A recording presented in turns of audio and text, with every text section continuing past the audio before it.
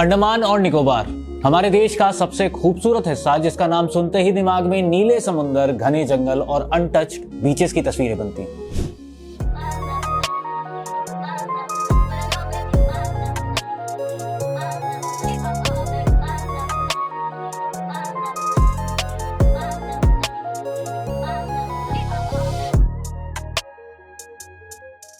लेकिन अब ये सिर्फ एक खूबसूरत टूरिस्ट डेस्टिनेशन नहीं रहने वाला, बल्कि एक ऐसा स्थान बनने जा रहा है जिसे दुनिया एक ग्लोबली एडवांस सिटी के रूप में पहचानेगी। सोचिए, हमारे देश का ये छोटा सा द्वीप समूह जो अब तक नेचर की गोद में शांत बैठा था, अब डेवलपमेंट की रफ्तार पकड़ने जा रहा है। भारत सरकार ने इस सपने को हकीकत में बदलने के लिए एक मेगा प्लान तैयार किया है, जिसका नाम है the great Nicobar island development project.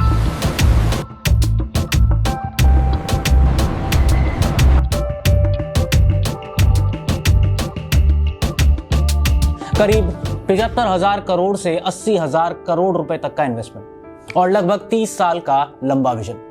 यह कोई छोटा फैसला नहीं है, यह एक ऐसा कदम है जो न सिर्फ अंडमान की तस्वीर बदलेगा, बल्कि हर भारतीय के मन में गर्व की एक नई भावना भी पैदा करेगा कि हमारे देश अब अपने दूर दराज के हिस्सों को भी ग्लोबल स्टेज पर लाने की तैयारी कर चुका है। लेकिन हर बड़े सपने के साथ कुछ बड़े सवाल भी खड़े होते हैं, और यही सवाल इस कहानी को और ज्यादा दिलचस्प बना देते हैं कि क्या वाकई एक नई हांगकांग जैसी सिटी बनाना इतना आसान है, जहां एक तरफ हांगकांग जो लगभग 1108 स्क्वायर किलोमीटर में फैला हुआ है, एक इस्टेब्लिश्ड ग्लोबल फाइनेंशियल हब है, वहीं दूसरी तरफ अंडमान, जिसे आज तक हमने सिर्फ टूरिज्म के नजरिए से ही देखा है। तो आखिर ऐसा क्या बदल गया?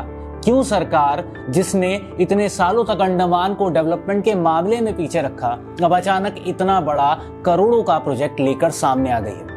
और सबसे बड़ा सवाल ये भी खड़ा होता है कि जब पूरा अंडमान मौजूद है, तो फिर सिर्फ 707 स्क्वायर किलोमीटर में फैले लिटिल अंडमान को ही क्यों चुना गया? ये सिर्फ एक डेवलपमेंट प्रोजेक्ट नहीं है, ये एक स्ट्रैटेजी है, एक विजन है, और शायद एक ऐसा गैम्बल भी जो भारत की ग्लोबल पोजीशनिंग को पूरी तरह बदल सकता है। आइए अब इन सभी सवालों को एक एक करके गहराई से समझते हैं और जानते हैं कि इस प्रोजेक्ट के पीछे छिपा असली मकसद क्या है।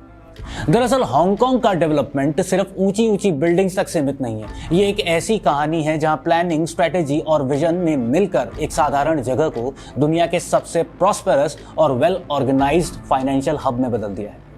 यहां सिर्फ स्काई स्क्रैपर्स नहीं है, बल्कि बड़ी बड़ी कंपनी के हेड ऑफिसेस, तेजी से भागती इकोनॉमी और एक ऐसा सिस्टम है जो हर चीज को स्मूथली रन कराता है। यही वजह है कि हांगकांग आज एशिया का दूसरा सबसे बड़ा टूरिज्म हब है। अगर इसके इतिहास को देखें तो इसकी नींव आज नहीं, बल्कि 1842 में रखी गई थी, जब ब्रिटेन ने हांगकांग को एक स्ट्रैटेजिक पोर्ट और ट्रेडिंग सेंटर के तौर पर डेवलप करना शुरू किया। उस समय शायद किसी ने नहीं सोचा होगा कि ये छोटा सा पोर्ट आगे चलकर ग्लोबल फाइनेंस का पावर हाउस बन जाएगा। फिर समय के साथ प्लानर्स जैसे सर पैट्रिक एबरकॉम्बी ने इसकी अर्बन प्लानिंग को एक नई दिशा दी। उन्होंने सिर्फ बिल्डिंग खड़ी करने पर फोकस नहीं किया, बल्कि एक ऐसी सिटी डिजाइन की जहां लोग कंफर्टेबली रह सके, काम कर सके और सिटी स्मूथली फंक्शन कर सके। फिर 1950 में आया वो टर्निंग पॉइंट जब न्यू टाउन स्कीम लॉन्च की गई। इस स्कीम का मकसद सिर्फ एक्सपेंशन नहीं था, बल्कि एक बड़ी समस्या को सॉल्व करना था, यानी ओवर क्राउडिंग।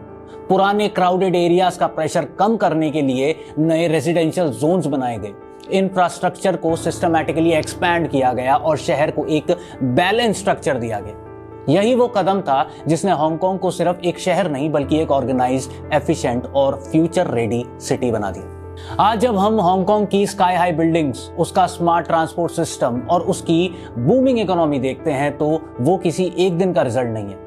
ये दशकों की कंसिस्टेंट प्लानिंग, डिसिप्लिन्ड एग्जीक्यूशन और कॉन्टिन्यूअस इवोल्यूशन का नतीजा है, जो ब्रिटिश एरा से शुरू होकर आज मॉडर्न चाइना के साथ मिलकर और भी मजबूत हो चुका है। और यही वो बेंचमार्क है जिससे कंपेयर करके आज अंडमान के सपने को समझना जरूरी हो जाता है। वहीं दूसरी ओर जब हम अंडमान और निकोबार की आज की हकीकत को देखते हैं, तो तस्वीर बिल्कुल अलग नजर आती है। यहाँ कोई ग्लास बिल्डिंग या फास्ट प्लेस सिटी लाइफ नहीं है, बल्कि एक ऐसी दुनिया है जो आज भी प्रकृति के साथ उसी पुराने संतुलन में जी रही है। अंडमान और निकोबार के कुल 836 आइलैंड हैं, लेकिन हैरानी की बात यह है कि इनमें से सिर्फ 31 द्वीपों पर ही इंसान रहते हैं, और इन 31 से भी ज्यादातर आबादी मॉडर्न लाइफस्टाइल से नहीं, बल्कि ट्राइबल कम्युनिटी से जुड़ी हुई है।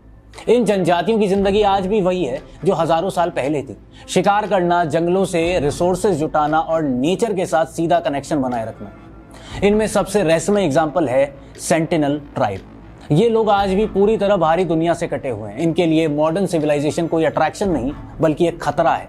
अगर कोई इनके इलाके में घुसने की कोशिश करता है तो वो बिना कुछ सोचे तीर और भाले से हमला कर देते हैं। इतना ही नहीं, यह आइसोलेशन सिर्फ कहानियों तक सीमित नहीं है।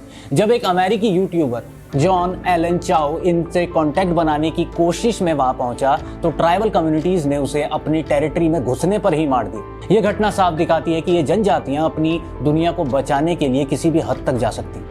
अब यहीं से असली सवाल खड़ा होता है कि जब ये द्वीप आज भी इतने अनटच्ड, रॉ और डेंस फॉरेस्ट से भरे हुए हैं, जहां नेचर और ट्राइबल लाइफ अपनी ओरिजिनल फॉर्म में मौजूद है, तो आखिर सरकार क्यों यहाँ एक हाई टेक सिटी बनाने के लिए इतना बड़ा इन्वेस्टमेंट कर रही है? क्या ये सिर्फ डेवलपमेंट का सपना है या इसके पीछे कोई और बड़ा स्ट्रैटेजिक रीजन छुपा हुआ है? और सबसे जरूरी बात, जब हमारे देश के कई राज्य में आज भी लोग बेसिक सुविधा के लिए स्ट्रगल कर रहे हैं, तो फिर इतना बड़ा फोकस अंडमान पर ही क्यों? यही वो सवाल है जो इस पूरे प्रोजेक्ट को सिर्फ एक डेवलपमेंट प्लान नहीं बल्कि एक गहरी स्ट्रैटेजी बना देता है। दूसरा बड़ा सवाल, और शायद सबसे पेचीदा सवाल भी ये है कि आखिर इस पूरे प्रोजेक्ट के लिए लिटिल अंडमान को ही क्यों चुना गया था?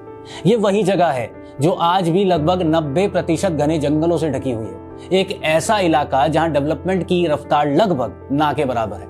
यहां पहुंचना भी अपने आप में एक चैलेंज है। अभी के समय में सिर्फ एक जहाज MV नालंदा यहां चलता है, वो भी रेगुलरिटी से नहीं, और एक छोटा सा हेलीपैड है जो ज्यादा ट्रैफिक संभालने की कैपेसिटी भी नहीं रखता। मतलब साफ है, जहां आज बेसिक कनेक्टिविटी तक स्ट्रगल कर रही है, वहां फ्यूचर में एक हाई टेक सिटी खड़ी करने की बात हो रही है। और यहीं पर सरकार का प्लान थोड़ा सा अलग नजर आता है। आमतौर पर किसी भी शहर में पहले रोड, यूटिलिटीज, इंफ्रास्ट्रक्चर डेवलप किया जाता है और फिर एयरपोर्ट आता है, लेकिन यहाँ स्ट्रेटेजी बिल्कुल उल्टी है। सरकार का पहला कदम यहाँ एरो सिटी बनाना है, यानी पहले एक ऐसा एयरपोर्ट हब तैयार करना जो इस पूरे रीजन को दुनिया से डायरेक्टली कनेक्ट कर सके। लेकिन जैसे जैसे ये विजन क्लियर होता है, वैसे वैसे कुछ उलझन भरे सवाल सामने आते हैं। जैसे क्या ये डेवलपमेंट सिर्फ अपॉर्चुनिटीज लेकर आएगा या इसके साथ कुछ इरिवर्सिबल बदलाव भी होंगे? सबसे बड़ा कंसर्न है यहाँ की लोकल कम्युनिटी यानी ट्राइबल्स और इस क्षेत्र का फ्रेजाइल एनवायरनमेंट। हाल ही में सरकार कई ऐसी योजनाओं पर काम कर रही है जिसका मकसद है ट्राइबल कम्युनिटीज तक पहुंचकर उन्हें एक बेहतर लाइफस्टाइल देना, जैसे education, health care, sports facilities etcetera etcetera.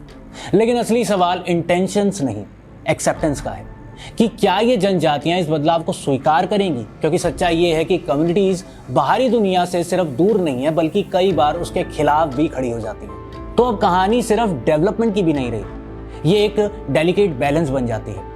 Progressive versus preservation, modernisation versus identity. और शायद यही वो पॉइंट है जहां ये पूरा प्रोजेक्ट सबसे ज्यादा सेंसिटिव और कंट्रोवर्शियल बन जाता है।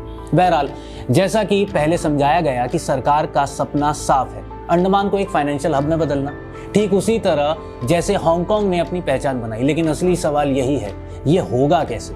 एक तरफ अंडमान जहां आज भी ज्यादातर पॉपुलेशन लोकल ट्राइब्स की है, और दूसरी तरफ वो दुनिया जहां स्टार्टअप्स, मल्टीनेशनल कंपनीज और ग्लोबल इन्वेस्टर्स डोमिनेट करते हैं। तो क्या वाकई यहाँ कंपनीज आएंगी? क्या कोई एंटरप्रेन्योर इस रिमोट लिटिल अंडमान में शिफ्ट होने के बारे में सोचेगा भी? सवाल मुश्किल है, लेकिन जवाब पूरी तरह से ना भी नहीं, क्योंकि हर शहर की अपनी एक यूनिक ताकत होती है और अंडमान के पास भी एक ऐसा ट्रम्प कार्ड है, और वो है गैलेथिया बे। यही वो जगह है जिसे एक ट्रांसशिपमेंट हब के रूप में डेवलप करने की प्लानिंग है।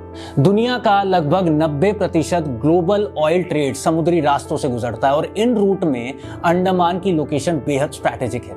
मतलब जहाज अगर बीच में कहीं रुक कर ट्रांसफर या रिफ्यूल करना चाहे तो गैलेथिया बे एक परफेक्ट स्टॉप बन सकता है। यही वो सबसे बड़ा गेम चेंजर भी है। अगर इस एरिया को सही तरीके से डेवलप किया गया तो ये सिर्फ एक आइलैंड नहीं रहेगा बल्कि एक स्ट्रैटेजिक पोर्ट बन जाएगा जहां से इंटरनेशनल ट्रेड कंट्रोल किया जा सकता है। इसका फायदा इंडिया को बिलियंस में मिल सकता है। आगे इसी कॉन्सेप्ट पर कोलंबो और पोर्ट क्लांग जैसे पोर्ट्स पहले से ही काम कर रहे हैं, लेकिन गैलेथिया बे की लोकेशन ऐसे एक अलग एडवांटेज देती है। अगर ये प्रोजेक्ट सही तरीके से एग्जीक्यूट हुआ तो ग्लोबल शिपमेंट कॉस्ट में करीब 15% तक की कमी आ सकती है। यही वजह है कि ये प्रोजेक्ट सिर्फ इंफ्रास्ट्रक्चर नहीं बल्कि एक लॉजिस्टिक रिवॉल्यूशन बन सकता है। आगे इस प्रोजेक्ट को 3 हिस्सों में डिवाइड किया गया है, जोन 1, जोन 2, जोन 3। जोन 1 में कनेक्टिविटी पर फोकस होगा, एरो सिटी इसका मेन पार्ट होगा। जोन 2 सबसे एम्बिशियस हिस्सा है जहां फिल्म सिटी, रेजिडेंशियल डिस्ट्रिक्ट और टूरिज्म बनाया जाएगा।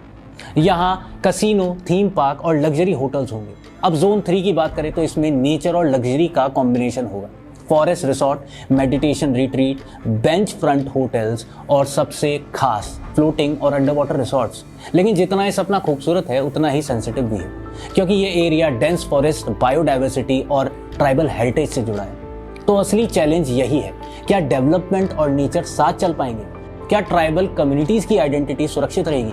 क्या ये प्रोजेक्ट सच में सस्टेनेबल होगा या फिर डेवलपमेंट की कीमत नेचर को चुकानी पड़ेगी? और यही इस कहानी का सबसे बड़ा सवाल है, क्योंकि आखिर में सक्सेस इस बात से नहीं मापी जाएगी कि कितनी बिल्डिंग्स बनी, बल्कि इस बात से मापी जाएगी कि हमने डेवलपमेंट के साथ क्या खोया और क्या बचाया। ऐसे इंटरेस्टिंग कंटेंट को जानने के लिए जुड़े रहिए MATV न्यूज़ के साथ।